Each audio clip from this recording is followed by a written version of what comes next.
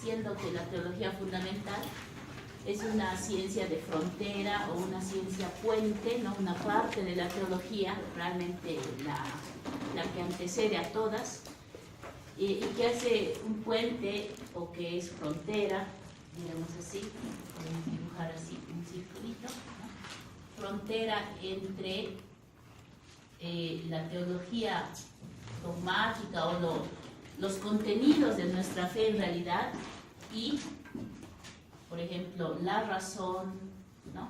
La ciencia, el mundo, ¿no? Y pues aquí adentro diríamos que estaría la fe. Entonces es una ciencia realmente importante porque nos evita simplemente pensar que nuestra tarea, nuestra función como cristianos y sobre todo católicos es solo estar en la dimensión de fe, ¿no? Esta teología nos hace entender que necesitamos hacer un diálogo, relacionar fe y razón, ¿no? Entonces lo que hicimos la anterior vez al ver estos autores, que no han sido muy fáciles, es darnos cuenta con todos sus argumentos que con su razón el ser humano accede al conocimiento de Dios, ¿no? Esto lo han dicho de muchas formas, ¿no? Pascal, por ejemplo, había dado las pruebas de fe, ¿no? Blondel, con el método de la inmanencia, decía que la búsqueda incansable del ser humano de la felicidad le hacía descubrir que la felicidad no radica en el mismo, sino en lo trascendente. Rahner decía que el ser humano es oyente de la palabra, y decía que Dios es infinitud, pero que creó al ser humano finito, limitado, pero con capacidad infinita para recibirlo, ¿no? Recibir a Dios, que es infinitud. O sea, si bien el ser humano es una criatura finita, limitada, su capacidad de apertura a Dios es infinita, ¿no? Por eso para Rahner, por ejemplo, el ser humano es un cristiano anónimo, por el simple hecho de ser humano. Y entonces, pues yo hago este eje de coordenadas, antes de pensar qué es la fe, o de indagar qué es la fe, en base a lo que hayamos leído. Hago este eje de coordenadas. Ustedes han visto en el colegio, ¿no es cierto?, las coordenadas X y Y. ¿Sí? ¿Alguien se acuerda? Y a las ecuaciones, ¿no?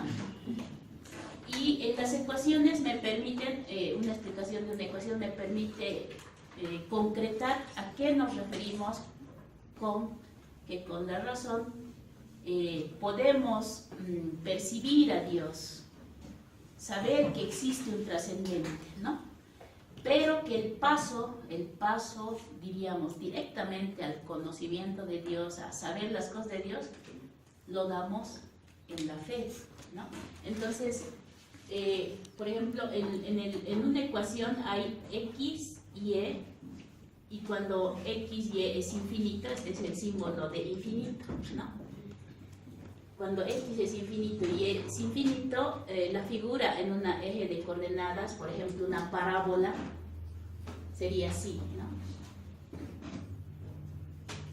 Por ejemplo, o sea que X, Y se acerca, diríamos, está en el límite, pero decir que es infinito significa que Y es 0.0000, así, infinitamente 1, ¿no? Y Y, que estaría aquí, perdón, X igual 0.00001, ¿no? ¿Qué quiere decir eso? Que con la razón podemos acercarnos así infinitamente al conocimiento de Dios, podemos percibirlo. Hemos dicho, las culturas han percibido a Dios, el ser humano ha percibido a Dios, pero ese su acercamiento también es limitado, ¿ya? Su acercamiento es limitado. ¿Por qué digo que es limitado? Con su razón, con su percepción, es limitado. Porque, por ejemplo, las culturas, cuando han afirmado, sin que nadie les haya dicho, que el sol es una deidad, el agua, la tierra, la Pachamama es una deidad, han llegado a la conclusión de que Dios no es uno, sino muchos, ¿no? No uno, sino muchos dioses, el politeísmo, ¿no? Y otros, bueno, también como Aristóteles, por ejemplo, han descubierto que Dios es uno, ¿no? El trascendente, el motor inmóvil, etcétera, ¿no? Y así, pero son percepciones veladas de Dios, ¿no? Son acercamientos, son intuiciones, se han acercado a la verdad, ¿no? Infinitamente se han acercado, ¿ya? Pero no han dado, diríamos, no han trascendido esta percepción acerca de Dios. Se han quedado en un punto limitado, ¿no? Entonces, el paso, y es así que podemos afirmar que el acceso del hombre a la revelación del ser humano se lo da en la fe, ¿ya? Que la fe es la que te permite dar o trascender. De ahí viene la palabra, ¿no? Trascender, pasar más allá, ¿no? Pasar los límites, ¿sí? Atravesar este eje de coordenadas, cruzarlo así. Eso lo realiza la fe.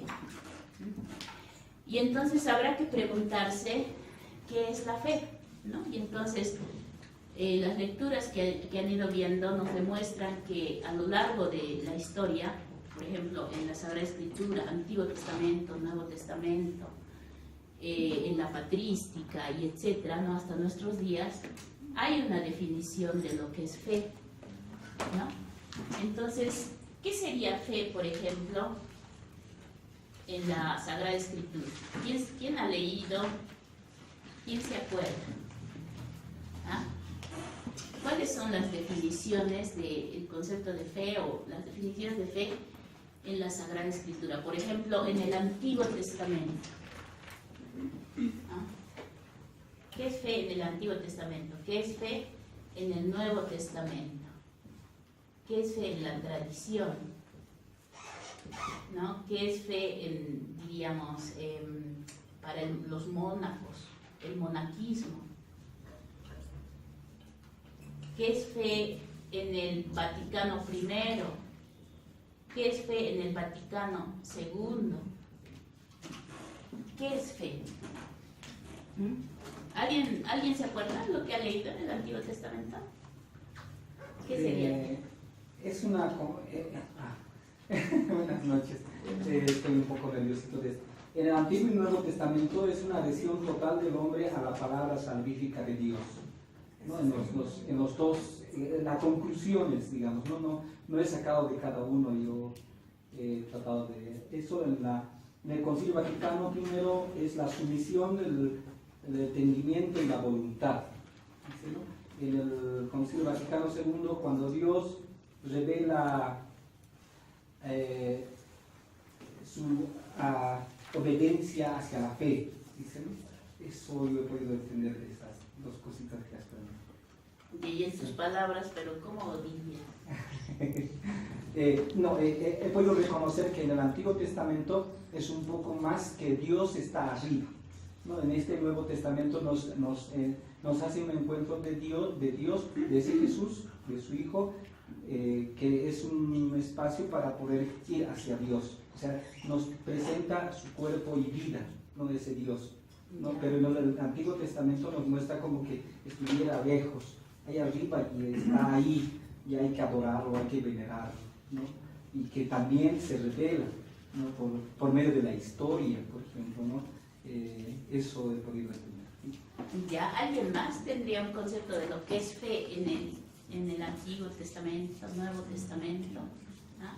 Yo también, de lo que he revisado, en lo que es el Antiguo Testamento, la fe aparece como la respuesta del hombre a Yahvé, al Dios de la alianza, que se revela en sus intervenciones históricas, salvíficas, en su palabra y en sus promesas. Solo de Dios viene la salvación que el hombre recibe en la fe. Y la fe yo la definiría a partir de esto como una seguridad o confianza en algo. Ya. Fíjense, a ver, ¿por qué decimos que Abraham es el padre en la fe? ¿Por qué decimos? ¿Por qué decimos Abraham es nuestro padre en la fe? Porque es creer en él totalmente. ¿Pero por qué? Porque a través de Abraham Dios dio la promesa al pueblo, ¿no?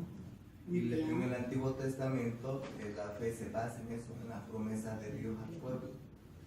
Ya, sí, hay que verlo. Sí, en realidad Abraham es padre en la fe porque él recibe una visita de Dios y cree, ¿no? A pesar de que no podía creer. Y ese creer en esa promesa, como dicen, hace que se crea un pueblo y de él surge un pueblo elegido, el pueblo elegido de Dios. Pero ¿cómo consigue eso? Siendo un buen anfitrión, ¿no? Con los ángeles de Dios, es lo que está en la Biblia. Y él cree. Le dicen que va a tener un hijo y él cree. Y es esa forma en la que él ha creído, por eso es el padre de la fe. Además que de él surgen las dos creencias, ¿no? Ya. Se deriva la creencia nuestra o la guía primero y los humanos, ¿no? Bueno, en realidad, ¿tú querías decir algo, hermano? Sí. Sí, no sé si me equivoqué, pero en la Biblia decía que Abraham se le consideraba como padre de la fe cuando a su único hijo le pide que le sacrifique. Y él sin dudar dice sí, lo lleva al monte y lo intenta sacrificar. Ya. Él lo considera como padre de la fe. Muy bien, es decir, sí. Son dos aspectos, creo. Tendríamos que tomar de que en el Antiguo Testamento Abraham tiene una seguridad incondicional hacia Dios. O sea, que Dios le va a cumplir sí o sí. No hay puede ser, no, es sí o sí, ¿no? Y en el Nuevo Testamento es la seguridad plena en aquello que no se ve. O sea, ya se habla plenamente de la salvación, ¿no? Cosa que no se habla, por ejemplo, con Abraham. Ya, bueno, esta parte del no se ve lo cuestionaría un poco, ¿no? ¿Por qué? Fíjense, Abraham es el padre de la fe y la fe a partir de él sería esto que sería confianza, ¿no? La fe como confianza, confianza confiada, diría el libro en su última definición, ¿no? Es decir, es una fe que confía y en todo caso, a ver, tú no confías en algo que no ves, más bien tú confías como certeza, o sea, no confías, diremos, cuando estás a ciegas, que no te vas a chocar, entonces la fe no es ciega, confías porque aunque estén tus ojos cerrados, puedes ver, ¿no? Entonces, en realidad, Abraham muestra eso, es decir, Dios le pide que mate a su hijo, que sacrifique a su hijo, y él lo iba a hacer, pero obviamente en su corazón está que eso no iba a pasar, ¿no? No iba a pasar, es como confiar, una confianza confiada, ¿no? Y por eso él es el padre en la fe, a partir de ahí nace la alianza, nace toda una historia de acompañamiento de Dios a su pueblo, ¿no? Entonces, en el Antiguo Testamento es confianza en la palabra de Dios dada, ¿no? Dios habla, pero esa su palabra es confiable, ¿no? O sea, no hay duda, hay una certeza. La fe en el Antiguo Testamento es confianza confiada, pero también certeza absoluta de que Dios no falla, de que Dios no engaña, de que Dios no miente, ¿no? En el Nuevo Testamento, esta confianza se entiende como adhesión a Jesús. Es decir, con todo lo que Jesús ha venido a decir y a hacer, provoca confianza en sus discípulos. Pero en todo caso, esta confianza está ligada a su propia persona, ¿no? O sea, los discípulos tienen fe ya en este Dios, pero a través de Jesús. O sea, hay una confianza en lo que Jesús hace o dice. Hace y dice, ¿no? Y entonces ahí la fe se vuelve adhesión a Jesús, ¿no? O sea, la fe está ligada a Jesús.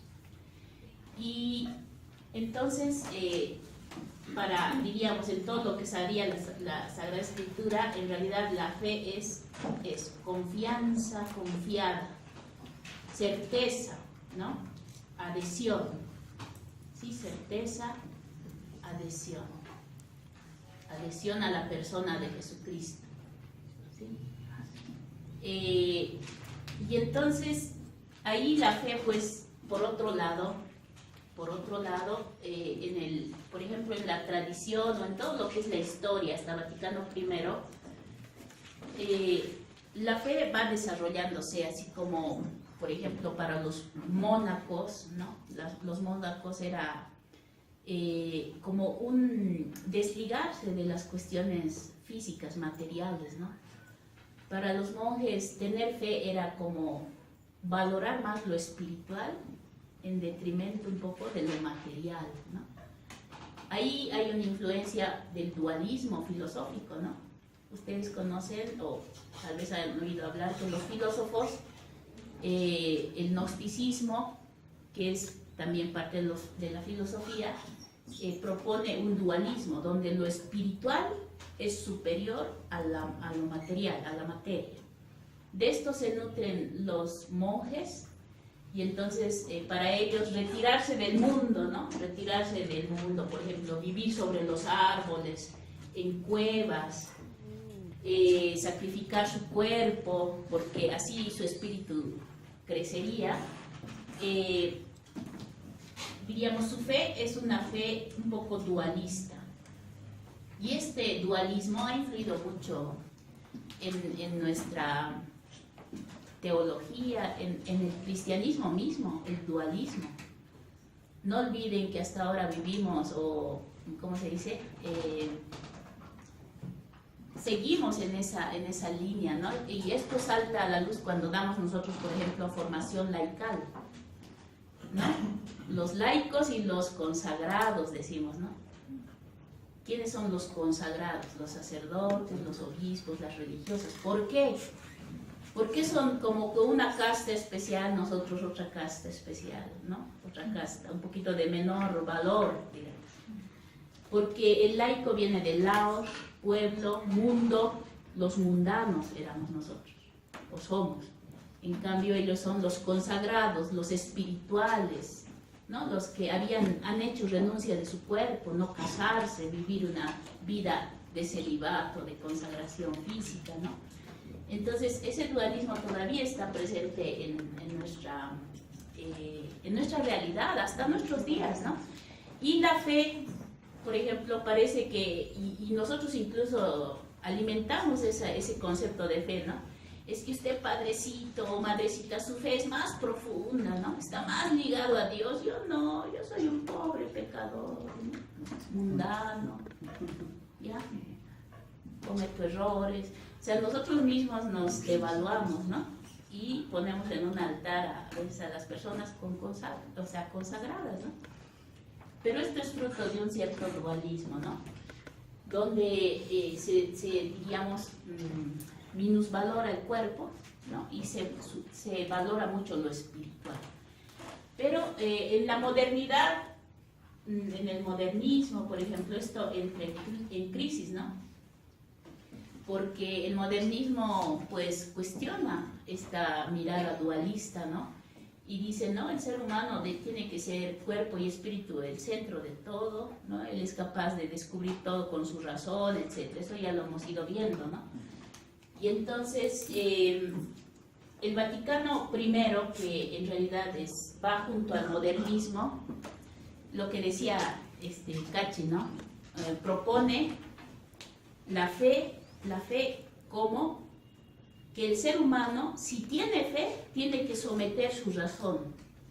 O sea, tiene que, en realidad, por ejemplo, acallar sus preguntas racionales, ¿no? Someter quiere decir, ¿por qué crees en Dios? No sé, pero creo, ¿no? O sea, no sé explicar, pero creo. Por ejemplo, ¿por qué el dogma tal, no? No importa saber, hay que creer, ¿no? O sea, la fe en el Vaticano I, sobre todo, tiene un tinte fideísta. Es decir, frente a un racionalismo de la modernidad que pensaba que con la razón iba a alcanzar todo, o con su racionamiento, etc., surge una respuesta fideísta de la Iglesia. El fideísmo es explicaciones netamente de fe, ¿no? Yo creo porque sí, no entiendo mucho, pero creo, o algunos dicen, mi fe es como la del carbonero, ¿no? No tengo por qué cuestionar nada. O sea, yo creo a ciegas, la fe ciega tiende a eso del fideísmo, ¿no? No importa. Mi fe es ciega, o sea, no pregunta, no cuestiona, yo creo y punto, ¿no? Ese es un poco el concepto de fe, o sea, tiende a una dimensión fideísta en el modernismo, pero en el Vaticano II, en realidad la fe, habíamos dicho, que en realidad intenta hacer un diálogo con la razón, ¿no? Hacer un diálogo. Entonces, la fe en realidad busca razones para explicar, ¿no? Para explicar por qué se cree, ¿no? Para explicar por qué creemos, ¿no? ¿Por qué se cree? Y, a ver, un claro ejemplo de esta forma es, por ejemplo, como hemos dicho, ahí está Pascal, ahí está Pierre Rousselot, que es un personaje que decía, ¿acaso cuando uno cree en algo, por ejemplo, cuando alguien cree en Jesucristo, o tú, William, cuando crees en Jesucristo y alguien te pregunta, ¿por qué crees en Jesucristo? ¿Tú no piensas para responder? Creo que sí, ¿no es cierto? Porque tus respuestas tienen que ser razonables. No puedes decir, creo en Jesucristo porque sí, o porque, o sea, incluso decir que porque es el Hijo de Dios, porque es nuestro Redentor, porque es nuestro Salvador. Para decir eso estás usando tu inteligencia, estás usando tu memoria, porque te estás acordando de lo que te han explicado, de lo que te han enseñado. O finalmente, pues tal vez has tenido una experiencia personal, ¿no es cierto? Un encuentro personal con Jesucristo.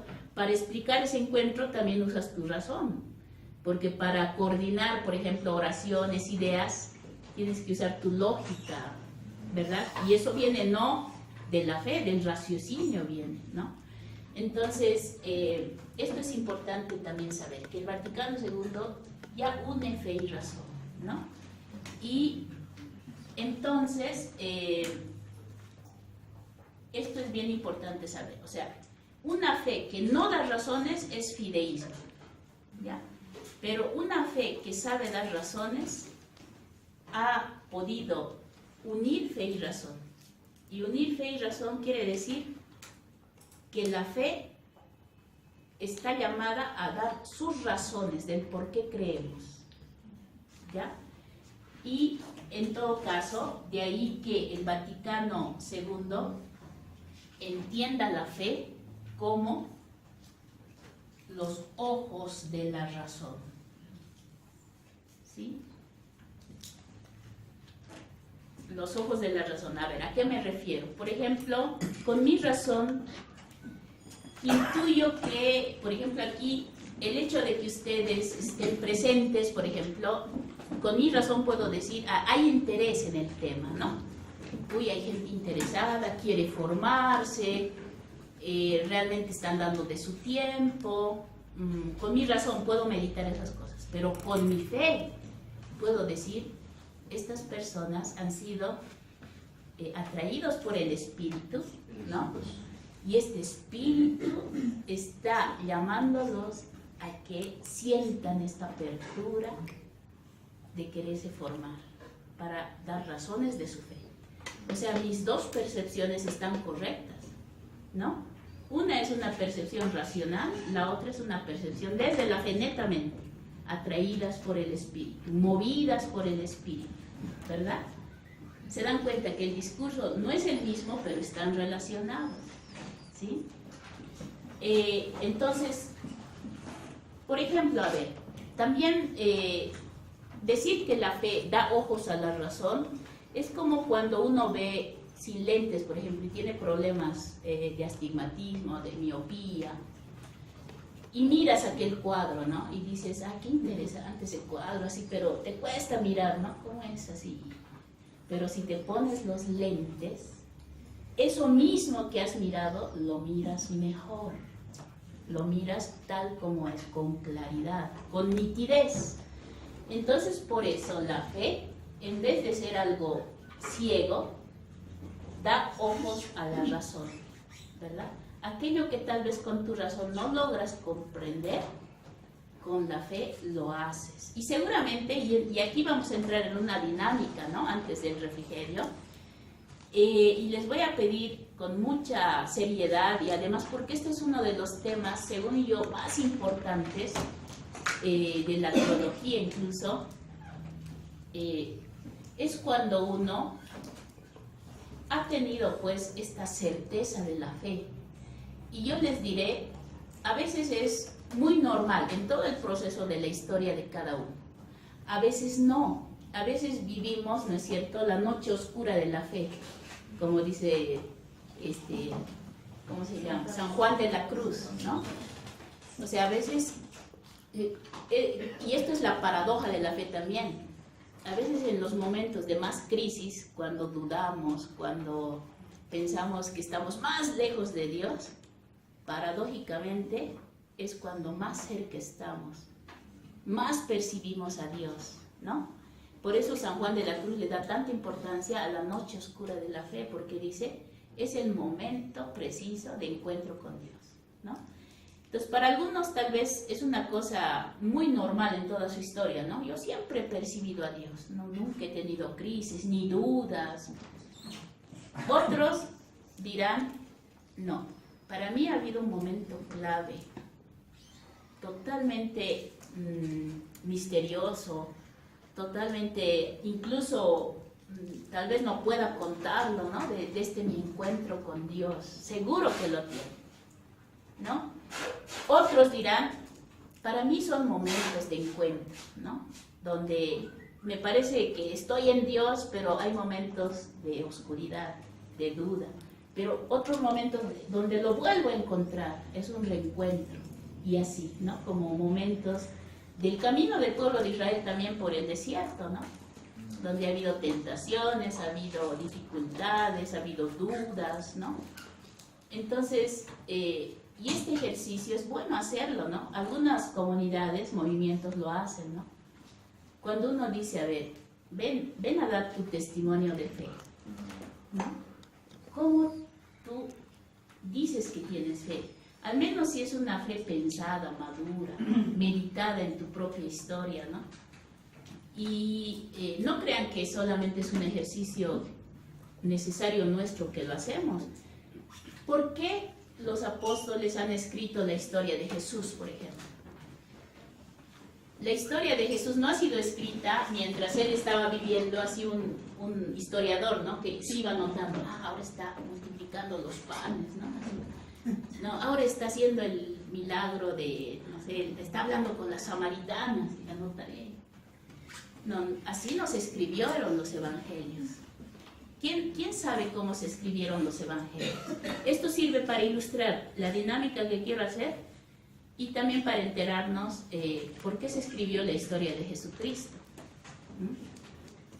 A ver, ¿quién me puede decir? ¿Quién está llevando Biblia? Nuevo Testamento. A ver, ¿cómo se escribieron los evangelios? ¿Quién sabe?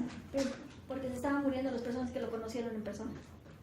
Ya, porque se estaban muriendo y había que de una vez escribir, por favor, ¿no? Antes que se pierda la información. Ya, podría ser una razón. Después, yo creo que había dos momentos. Un momento que se vivió fue la tradición oral, ¿no? Que ya. se transmitió en forma o sea, hablando, y después recién, bueno, algunos autores ya empezaron a escribir, ¿no? Ya, muy bien, una tradición oral y otra tradición escrita, ¿no? Por ejemplo, a ver, vamos a poner aquí la historia de Jesucristo. En estos, supuestamente él ha nacido, pero no se sabe mucho hasta sus 30 años, ¿no? Hasta sus 12 años se ha encontrado en el templo, ha dialogado con los doctores, su madre lo buscaba, su padre, ¿no? De ahí ¡chum!, se desaparece y aparece a los 30 años, ¿no? ¿Qué evangelio narra eso? Sí, yo aumentaría algo más. Ya. O sea, previo a la tradición oral viene el acontecimiento.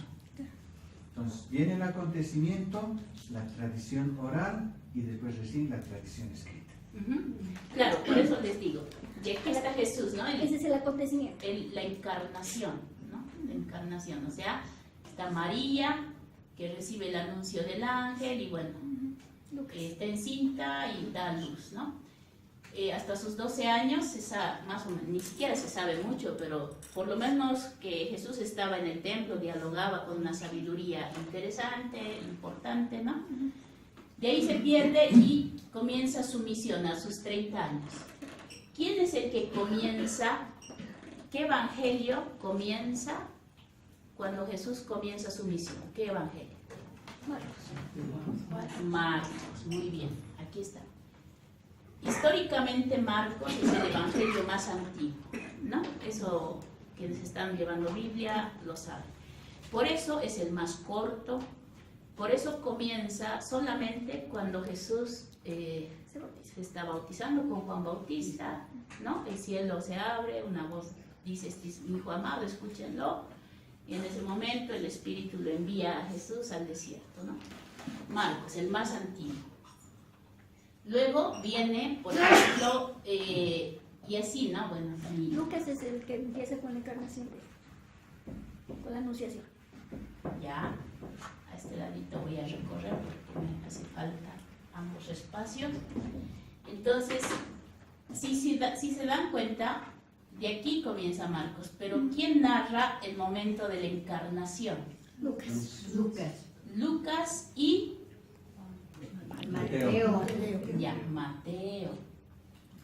Estos dos evangelistas que son, diríamos así, este es el más antiguo, estos son posteriores, pero paradójicamente siendo posteriores, están retrocediendo en el tiempo, no están yendo al momento de la encarnación. En ambos, Lucas habla de la anunciación, Mateo habla de cómo nace Jesús, cómo se escapan por la persecución de Herodes, etc. ¿Y quién habla de cuando Jesús, antes de la encarnación? Juan, ¿no es cierto? Sí, Juan. Y el verbo era o estaba con Dios, el verbo era Dios. Vino entre los suyos y los suyos no lo reconocieron. El verbo se hizo carne, ¿no? Entonces Juan, que es el posterior, diríamos más ligado a los años 90, 100, ¿no? Es el que retrocede más en la historia. Entonces, ¿desde qué momento? Aquí está los 30 años. Todos narran la muerte y resurrección.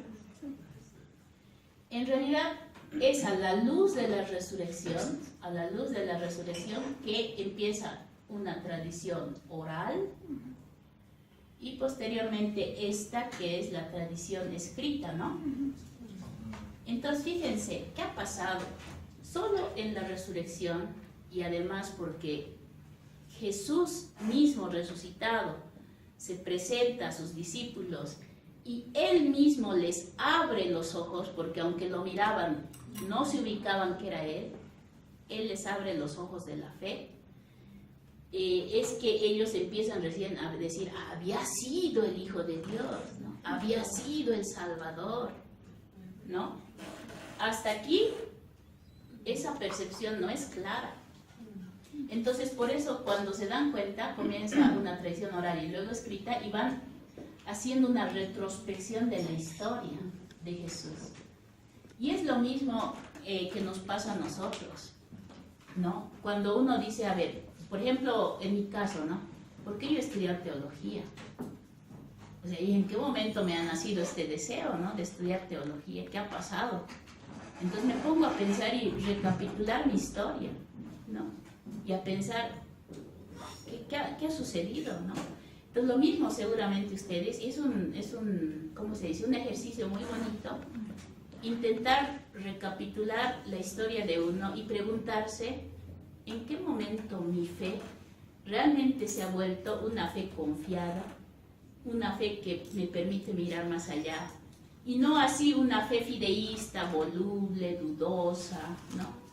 Sin contenido tal vez, simplemente yo tengo fe, por eso voy a misa los domingos, por eso bautizo a mis hijos, pero no una fe que se cuestiona, que razona, que pregunta, que indaga, ¿no? Entonces, a ver, son las... ¿A qué hora normalmente hacemos el refrigerio? A las 9. Ya, entonces podemos hacer un ejercicio que va a ser muy bonito, ¿no? Yo les pediría aquí a personas voluntarias que nos viniesen aquí al frente o desde sus asientos, que nos contasen en qué momento creen que esta fe que ahora tienen, en qué momento de su historia personal ha sido más fuerte, más confiada, más segura. Me gustaría que levanten la mano y nos cuenten un poquito su historia de fe, ¿no? A ver, ¿quién se anima? Obviamente la Sagrada Escritura, la Iglesia, son medios autorizados, ¿no?, para acceder a la fe cristiana. Sin embargo, muchas personas han accedido a esta fe por distintos caminos, ¿no? Incluso justamente por su no creencia, por su cerrazón, ¿no? Otros caminos han sido, por ejemplo, libros, literatura, ¿no? Literatura de autores que escribieron libros, por ejemplo, muy humanos, ¿no?, con una dimensión antropológica muy, muy fuerte. No por nada tienen mucho éxito estos libros de Paulo Coelho, de Cortázar, ¿no?, incluso de García Márquez. Es decir, que sin ser su objetivo, sin querer escribir, diríamos, libros cristianos de fe, pero lo que han escrito desde su dimensión humana han hecho que las personas se acerquen a la dimensión de fe, ¿no? Historias, acontecimientos, ¿no? Entonces, un camino son autores con una cierta literatura que nos han acercado, o sea, nos han trascendido. Otro camino viene a ser, por ejemplo, la poesía, ¿no? O sea, no todos son poetas, pero quienes hacen poesía también trascienden, porque intuyen la vida desde distinta forma, ¿no? A ver, ¿quién ha leído los poemas, por ejemplo, de Pablo Neruda, ¿no? Poemas de, no sé, hay tantos autores, ¿no? O ciertas fábulas, por ejemplo, las fábulas de Esopo, ¿no?, que siempre nos daban a mí, por lo menos mis padres, fábulas de San Maniego, fábulas de Esopo, para un poco formarme, ¿no?, en valores, en percibir la vida de distinta forma, ¿no? Son medios de acercarnos a lo trascendente. La música es otro medio que seguramente es un medio que les llega a los jóvenes, ¿no? La música que hace que aquello que tal vez leído en libros, predicado en un templo, no les diga nada, pero que sí les dice, cantado por un autor, digamos, un cantante famoso, ¿no? Esta mañana mi hermano, que llega del Beni, su hijita vive con nosotros, le decía, ¿acaso no te das cuenta que ciertos autores, ciertos músicos que incluso aún autodenominándose ateos, han a través de su música enseñado valores, liberado a su pueblo, devuelto su autoestima, devuelto su dignidad? Bob Marley, por ejemplo, ¿no?, a los negros africanos o que vivían en Estados Unidos, ¿no?, que les decía, tú vales, tú puedes, tú eres alguien, ¿no? No puedes ser una persona oprimida. O sea, son momentos de trascendencia, ¿sí? Son medios de trascendencia entonces la música, también este padre O'Collins decía que muchas veces también la fe se da a través de las paradojas. Las paradojas, por si alguien no sabe qué es la paradoja, son las contradicciones de la vida, ¿no? O sea, por ejemplo, a veces pensamos que por asistir mucho a la parroquia, por, no sé, ir a misa, no sea cada día, sino tal vez solo los domingos, o estar ahí como catequistas, como personas bien allegadas a la iglesia, estamos más cerca de Dios. Pero paradojalmente o paradoxalmente, muchas veces hay personas que aún sin ir a la parroquia, sin ir a los sacramentos, están más cerca de Dios. Porque con una palabra nos dicen mucho. A veces son los que más se comprometen, ¿no? Tal vez no están corriendo al templo y viene un enfermo y dicen, porque su tiempo no está lleno de esas cosas, bueno, lo atienden, ¿no? Pero a veces nosotros, porque el templo nos llama, ¿no? Nos pasamos de largo. Y hay una canción así, ¿no? ¿Verdad? Esto que, no sé si hay esa canción que dice, ¿no? O sea, a veces por pasar al templo te olvidas de tu hermano, ¿no? Y Jesús era en ese sentido bien irónico. ¿Por qué creen que cuenta la parábola del buen samaritano, dándoles duro a sus, diríamos, compañeros de religión, ¿no? Los judíos, a los fariseos? Les dice, ¿no? O sea, ¿quién dio culto o mejor culto a Dios? Aquel fariseo que corrió al templo, vio al que estaba caído, y el otro lo mismo, pero un samaritano se agachó a ayudarlo, ¿no? Y los judíos eran enemigos, con los samaritanos no se hablaba. Jesús, a través de los evangelios, es bien duro con sus contemporáneos. O sea, a veces nuestra cercanía a Dios nos aleja de la realidad, ¿no? Nuestro querer así servir a Dios nos aleja de la realidad, ¿no? El buen samaritano, después incluso el diálogo en el pozo de Siquem con la samaritana, ¿no? Decía, ¿qué vienes a buscar? Vengo a buscar agua, ¿no? Y él le dice, bueno, tú has tenido 5 maridos y tu último no es tu marido, ¿no? Y entonces le dice, ¿cómo sabes esto? Eres un profeta, ¿no? Y Jesús le dice, dame de beber. Dice, ¿qué? Pero tú eres el que me tiene que dar de beber, ¿no? Y entonces le dice, el agua que yo te daré de beber, nunca más tendrás sed, ¿no? Y entonces de ser una mujer excluida, porque se dice que fue al pozo al mediodía, donde no había nadie, porque se sentía marginada, oculta, ¿no? Ella va y se encuentra con Jesucristo cara a cara. Y de haber sido oculta, va a predicar, ¿no? Me he encontrado con el profeta, con Jesucristo, ¿no? Pero ¿por qué samaritana y no habla de alguna judía, ¿no? O sea, es irónico Jesús. O sea, a veces incluso quien nosotros creemos que está equivocado por ser de una secta, por ser de otra iglesia, puede ser camino a Dios. Estas son las paradojas de la fe. Aquel nuestro enemigo, aquella persona que tal vez uno desprecia, ¿no? Esa persona puede ser medio de fe. Y también en las paradojas de la fe está que muchas veces pensamos que cuando estamos, diríamos, no sentimos a Dios, estamos lejos de Dios. Sin embargo, tal vez estamos más cerca, ¿no? Tal vez en nuestros momentos de crisis, como decía aquí Elvita, ¿no? O sea, tal vez sean momentos de encuentro más fuertes, porque tal vez en las crisis nuestro encuentro sea mucho mejor y no demos por supuesto que, uy, yo ya sé, ya estoy ahí, estoy muy seguro, ¿no?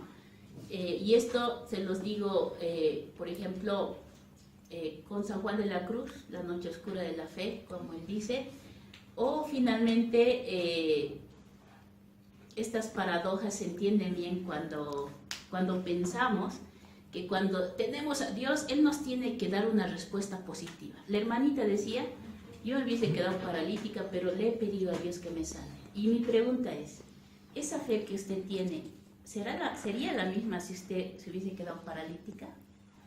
Tal vez no, pero algo que a mí me gustaba mucho de San Agustín, no busco comprender para creer, sino porque creo puedo comprender. Y muchas cosas que leí que me gustaba mucho, es decir, que yo decía, voy a caminar, tengo fe, pero yo creo que tal vez si no me hubiese sanado, tal vez no hubiese sido esta misma fe. Tengo que ser realista conmigo misma.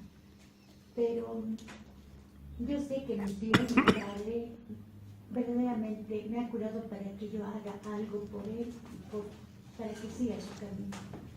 Y a mi pregunta es bien dura, les diré. Ya, porque a veces, fíjense, tenemos fe mientras Dios nos responda a nuestros pedidos de forma positiva. ¿Ya? Porque si no nos responde de forma positiva, ahí veremos si seguimos teniendo fe.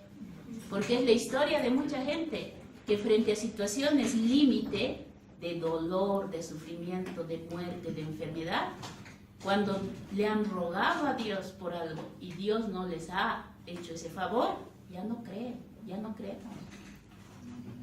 Y fíjense, y en esto Jesús es muy, diríamos así, como fundamento de esta explicación está Jesús en las tentaciones.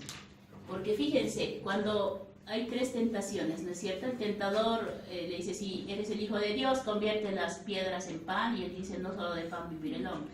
Si eres el Hijo de Dios, tírate de esta montaña y vendrán los ángeles. Si eres el Hijo de Dios, vendrán los ángeles a salvarte.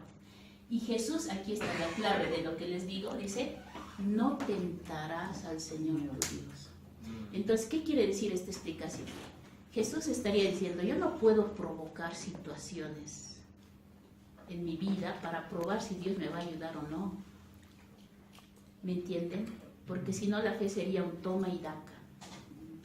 Creo porque me das y creo. Si no me das, no creo. ¿No es cierto? Entonces, ahí está la fe, o sea, en las buenas y en las malas. Y la explicación de Jesús es muy interesante, es decir, de los evangelios respecto a la vida de Jesús, cuando está crucificado, ¿no? Antecitos, cuando está en el monte de los olivos, ¿no? Jesús no quería morir, su padre tampoco quería que se muera. Esas cosas en teología trinitaria las vamos a explicar. Pero, por ejemplo, Jesús cuando está en el huerto de los olivos dice, Padre, si puedes, quita este trago amargo, quítame. Ahí podemos notar que él no quería morir y tenía miedo y tenía angustia.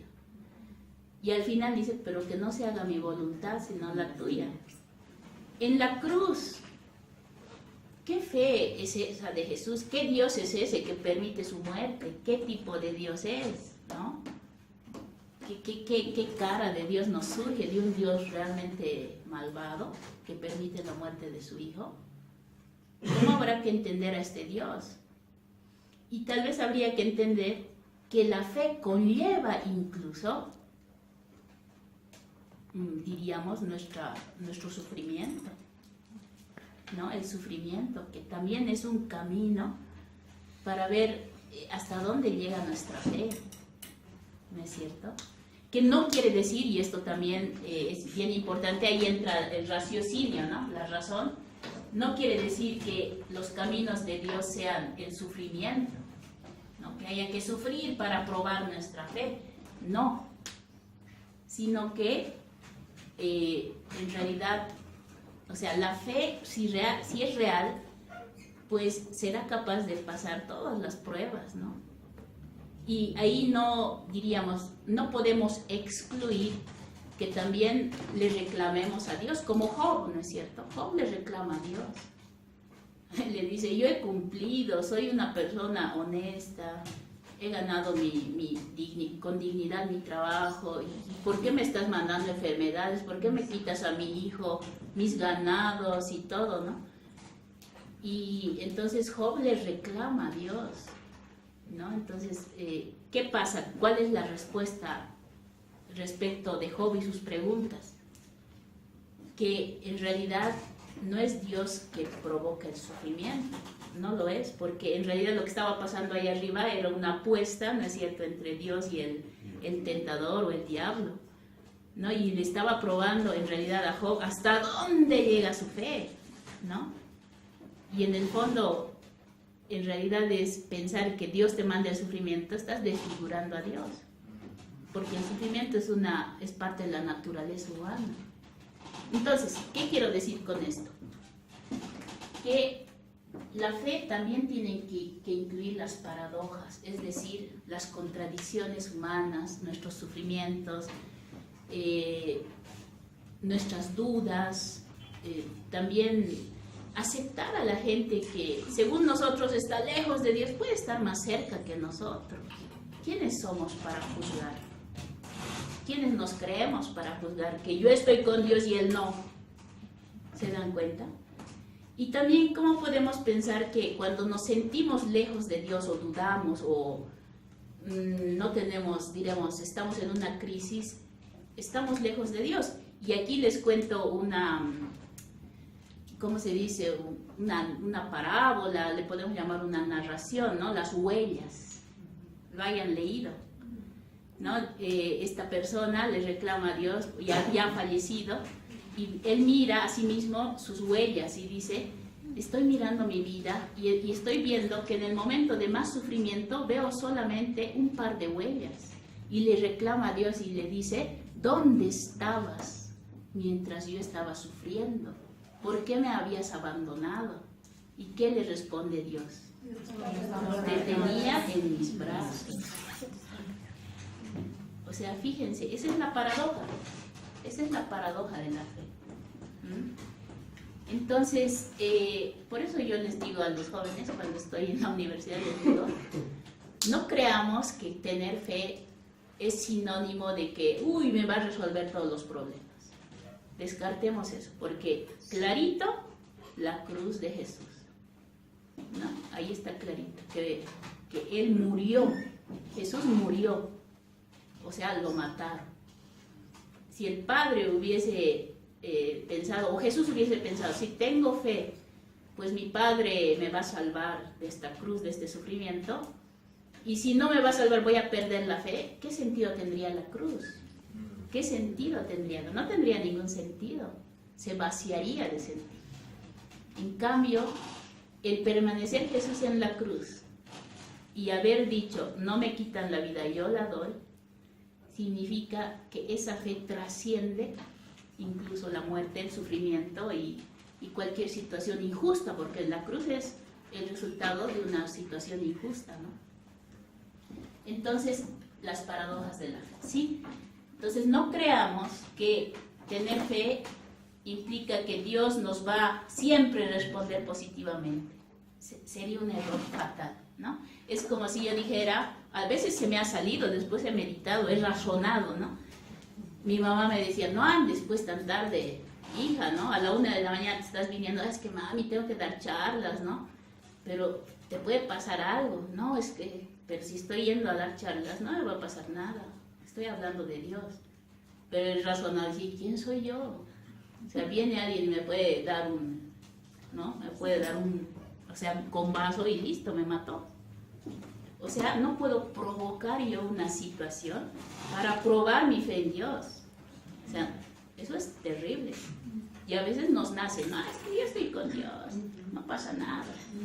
Por favor, o sea, razonemos un poquito, ¿no? Pero bueno, y como otra parte, aunque y después le vamos a dedicar a lo que es revelación, quisiera también que caigamos en cuenta que la fe tiene en realidad dos partes, ¿ya? Una parte, hay palabras en latín, pero ahorita no les voy a complicar la vida, ¿no? Para mostrar que hay estas dos partes. Una es esa capacidad con la que creemos, que le podemos llamar don de Dios, regalo, le podemos llamar gracia, o le podemos llamar la presencia del Espíritu en nuestras vidas, ¿no?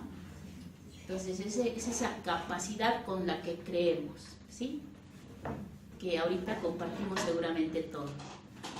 Pero lo otro es los contenidos de la fe.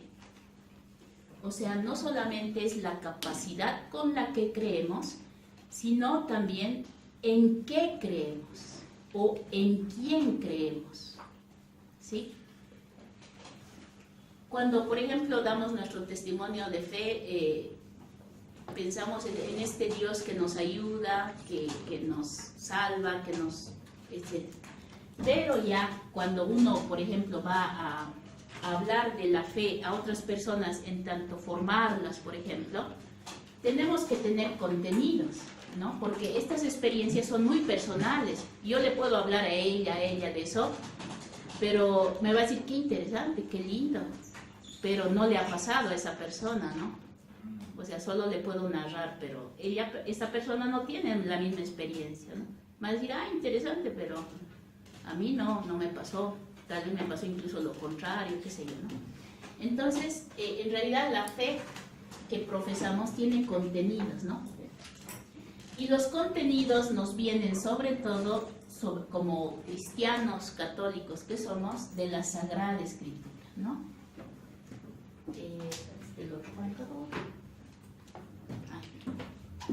Nos viene de la Sagrada Escritura. ¿Sí? Es nuestra fuente, porque si fuésemos musulmanes, ¿cuál sería nuestra fuente? El Corán, ¿no? Si fuésemos judíos, la Torá. Es decir, nosotros, para dar razones de nuestra fe cristiana católica, no solamente podemos hablar de fe a secas. Tenemos que remitirnos a los contenidos que alimentan nuestra fe, ¿no? Y en este sentido, los contenidos, pues, por ejemplo, son este Dios creador, ¿no es cierto? Un Dios, además, que, diríamos, se ha encarnado, ¿sí? Y por tanto, es creador, Padre, pero también es encarnado Hijo, pero a la vez también es Espíritu Santo, ¿no? ¿De dónde sacamos toda esta información? De la Sagrada Escritura.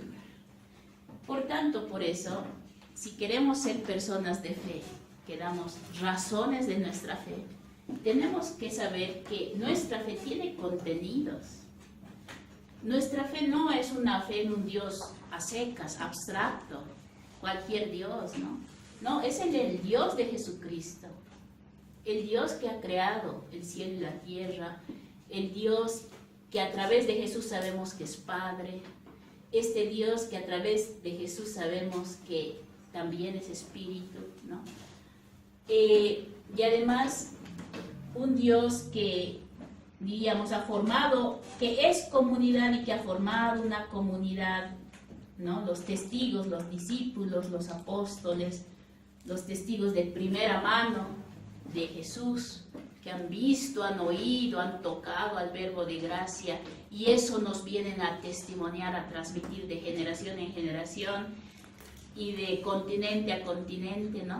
Lo que este acontecimiento nos llega hasta nosotros, ¿no? Entonces, cuando hablamos de fe, no solamente tenemos que hablar de nuestra experiencia, diríamos, de encuentro con Dios, sino también remitirnos a esto que le podemos llamar, pues, evangelio, ¿no? A la buena noticia. Evangelio es buena noticia, ¿no? Buena noticia. Que si uno lo analiza, en Jesús va a poder encontrar, diríamos así, paradigmáticamente, sucesos, acontecimientos con los cuales nos podemos identificar, ¿no? No es ajeno a nosotros. Y esto lo han comprobado sobre todo las comunidades eclesiales de base, ¿no? ¿A qué me refiero con las comunidades eclesiales de base? Estas comunidades de gente sencilla, ¿no? Sencilla, que al reunirse, al estar juntos, adultos, niños, mujeres, varones, etc., leían el texto, ¿no? El texto, es decir, la Sagrada Escritura, y lo llevaban a su contexto, ¿no? Entonces a esto se le llama círculo hermenéutico, ¿no? Círculo hermenéutico. ¿Por qué? Porque ese texto, al leerlo, diremos Jesús y los pobres, Jesús y los enfermos. Al irse a su contexto ya actual, su barrio, su familia, pues nos damos cuenta que ¿acaso ya no hay enfermos? Como en la época de Jesús seguro que hay, y hasta más, y distintas enfermedades. Saber que el texto nos habla de un Jesús que trata a enfermos, que trata a pobres, a marginados, nos hace entender nuestro contexto. No habíamos estado abandonados de Dios. Nuestro contexto nos hace entender que Jesús sí estaba al lado de los enfermos. Es decir, el círculo hermenéutico del contexto al texto. Es decir, entonces, es muy importante saber que nuestra fe tiene contenidos, ¿no? A estos contenidos de la fe, la teología fundamental le llama revelación, ¿no? Revelación es lo mismo que evangelio, ¿sí? Es lo mismo que buena nueva. Buena nueva. Pero, ¿por qué la teología fundamental le llama revelación? Para hacernos caer en la cuenta nuevamente de que el ser humano, ¿no?, con su razón percibe a Dios. O sea, lo percibe, eso ya lo tenemos claro. Percibe a Dios. Lo puede descubrir con su razón a través de la naturaleza, del cosmos, de los propios seres humanos. Pero al Dios trino, al Dios de Jesucristo, ¿no?, al Dios trino que es de Jesucristo, solo lo conocemos porque Él se ha revelado. O sea, no es que nosotros lo hemos descubierto, sino Él se ha dado a conocer. De ahí viene la palabra revelación, ¿no? Que viene del griego apocalipsis, ¿no? Apokaliptein, que quiere decir revelarse, quitarse el velo, ¿no? O sea, quitarse el velo. Fíjense, con la razón habíamos dicho, se percibe a Dios de forma un poquito nublada, ¿no? Decir que el sol es Dios, la tierra es Dios, es como una percepción nublada, ¿sí? Pero el Dios de Jesucristo, a través de Jesucristo, se ha quitado el velo en plenitud. Revelación viene de apocaliptein, que significa quitarse el velo, darse a conocer, mostrarse. Entonces no es el ser humano que descubre a Dios, es Dios que se descubre a sí mismo para que el ser humano lo mire cara a cara, ¿no?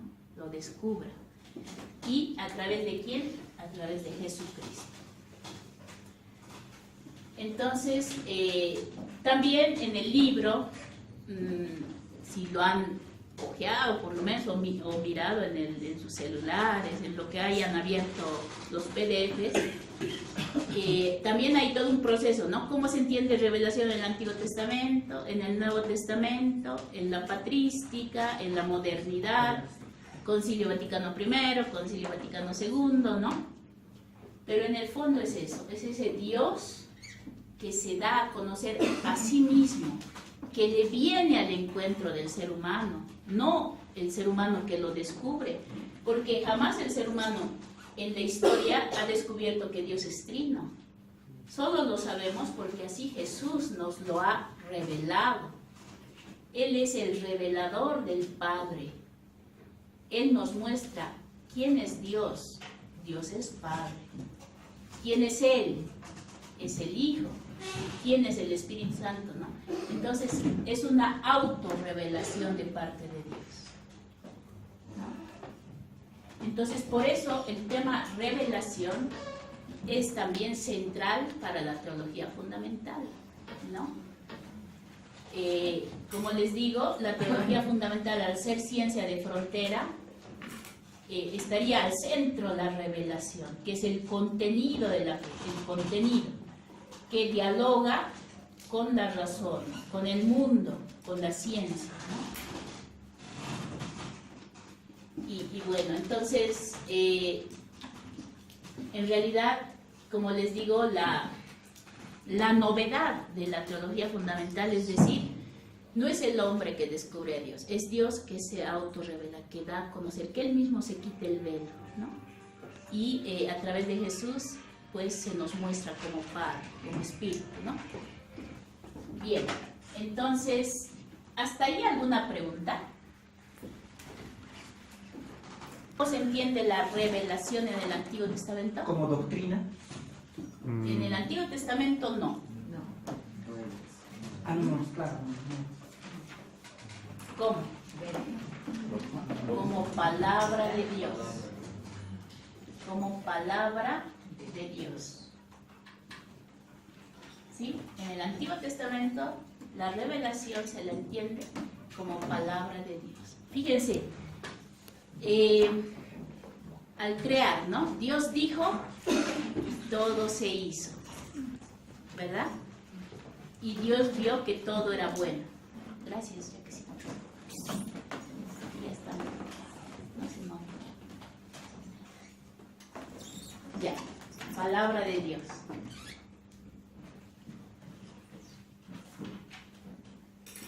En el Antiguo Testamento vamos a escuchar hablar mucho a Dios, ¿no?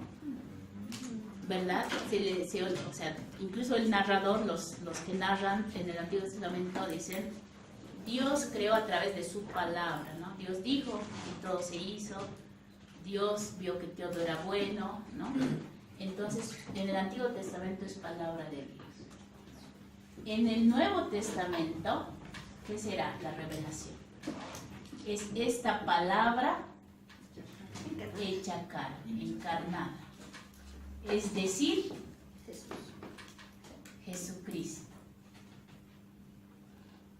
¿Ya? La revelación de Dios, o sea, la autorrevelación de Dios en el Nuevo Testamento es Jesucristo, porque es la palabra de Dios hecha carne, o sea, se ha encarnado, ¿no? Y luego, bueno, un poco en la tradición, ¿no? Ahí es, cachicito ahí, ya es el cuerpo de doctrina, diríamos así, uniendo varias épocas, cuerpo de doctrina. ¿Sí? O también depósito de la fe. Ya, depósito de la fe. Y esto es bien importante porque, fíjense, creo que el primer día les dije, cuando introducíamos este curso y en realidad todo el ciclo de formación, yo les decía, estos no son inventos míos, ¿verdad? No son especulaciones como teóloga que un día se me ocurrió ya escribir estito para darles, ¿no?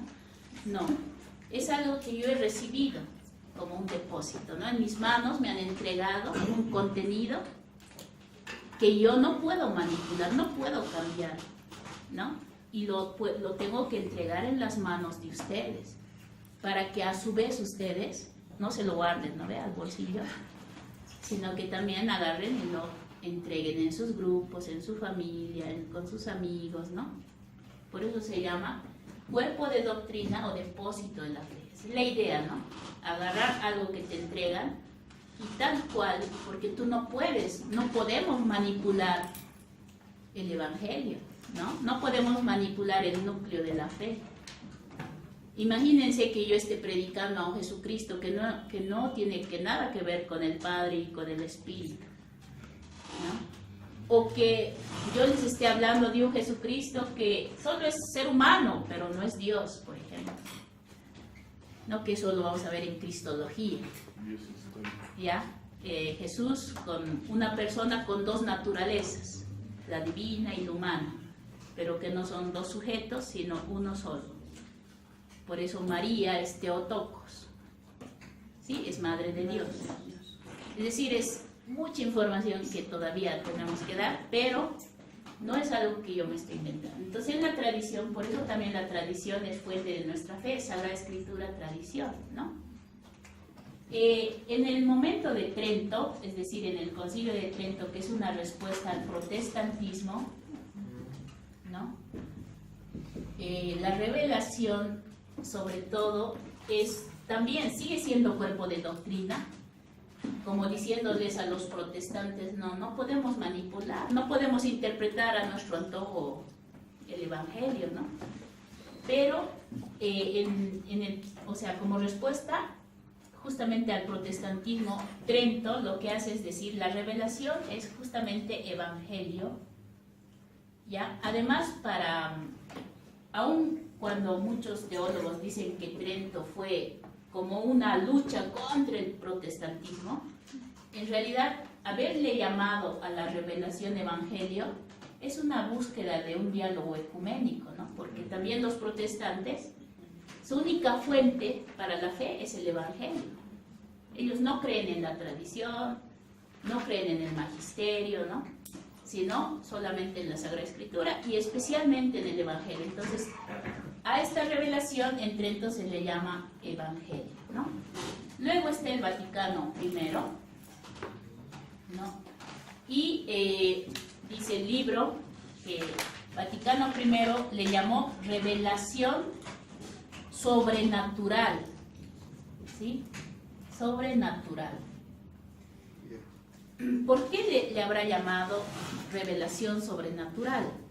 Recuerdan que en la primera clase, al hacer toda una reminiscencia histórica, yo les hablaba de que la percepción de la Iglesia, de los planos de la realidad, era que las cosas de Dios, las cosas de Dios eran las cosas sobrenaturales y las cosas del hombre eran las cosas naturales, ¿no?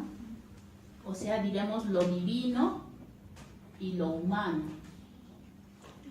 Y que la Iglesia predicaba y decía, no hay encuentro, solo la Iglesia es la única autorizada a decir que habrá un encuentro en el más allá, ¿no? Por eso ella vendía indulgencias, decía, cuando mueran, si se han convertido al catolicismo se van a salvar, si no se van a ir al infierno, etcétera, ¿no? Entonces, por eso el Vaticano I, que todavía se mueve en ese esquema, le ha llamado a la revelación sobrenatural, como que la revelación perteneciese a este plano, como que Dios estuviese aquí, ¿no? Lejos de nuestra realidad. Y claro, con la intervención habíamos tomado unos personajes, Henry de Lubac, ¿no? Que él dijo, en realidad hay un momento fuerte y después de eso varios momentos en que Dios se encuentra con el ser humano, ¿no? Lo divino se encuentra con lo humano y esto es Jesucristo. Y alguien me decía muy bonito, cuando también le explicaba eso, no sé si aquí o en el seminario, y entonces hay también momentos de encuentro nuevamente de lo divino y lo humano que lo vivimos, sobre todo en el catolicismo. Y me decía, son los momentos eucarísticos, ¿no? Que tú degustas el cuerpo de Cristo, ¿no? O sea, lo tienes, lo palpas, lo sientes, ¿no? Entonces, pero bueno, por eso, gracias a este nuevo esquema, es que Vaticano II solo habla de revelación, le quita esto de sobrenatural, ¿no? Y entonces vamos a descubrir en realidad, gracias al Vaticano II, que había sido la revelación, ¿no? En realidad es este Dios que es Padre, Hijo y Espíritu Santo, que se autorrevela, que se da a conocer, que se muestra, que se quite el velo, ¿no? No solo para que lo vean, para que lo contemplemos cara a cara, sino también para, de parte de Él, ser parte de la humanidad, ¿no? O sea, nos viene al encuentro, sale de su misterio, quiere participar de la realidad humana, ¿no? Sentir en carne propia qué es la limitación humana, qué es el dolor, qué es la alegría, qué es el compartir, la fiesta, ¿no? Qué es el sufrimiento, qué es el dolor, pero también experimentar la injusticia, el amor, ¿no?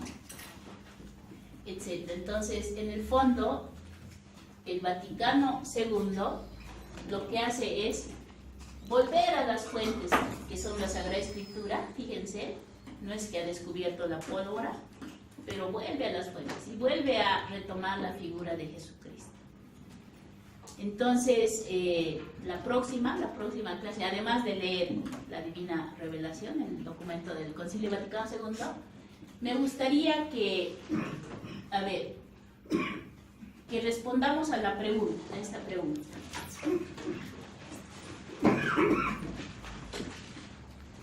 ¿Por qué al final la teología fundamental, ya, por qué finalmente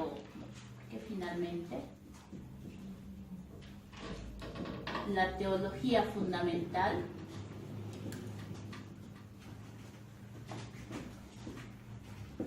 presenta dos signos, diríamos, razonables para seguir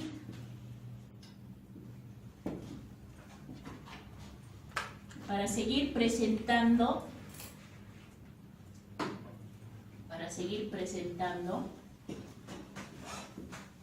que Dios se sigue revelando, es decir, hasta nuestros días, ¿no? A ver, dice, ¿por qué finalmente la teología fundamental presenta dos signos razonables para seguir, estoy redundando aquí, para seguir mostrando, diríamos así, para no redundar, para seguir mostrando que Dios se sigue revelando? ¿Cuáles serían estos dos signos? Es Jesucristo y la Iglesia. Que ese va a ser también nuestro tema final, ¿sí? El tema final, con lo que vamos a concluir. Y vamos a preguntarnos por qué, vamos a extractar ciertas, diríamos, contenidos, pero vamos a concluir con una palabra clave que ahorita no se los digo, pero que realmente es importante y en el fondo es el signo fundamental de la teología fundamental para seguir mostrando que Dios se sigue revelando, o sea, Jesucristo y la Iglesia. El por qué lo vamos a ver en la última clase, ¿ok? Entonces, muchas gracias, ahí quedaremos y es el punto, ¿no?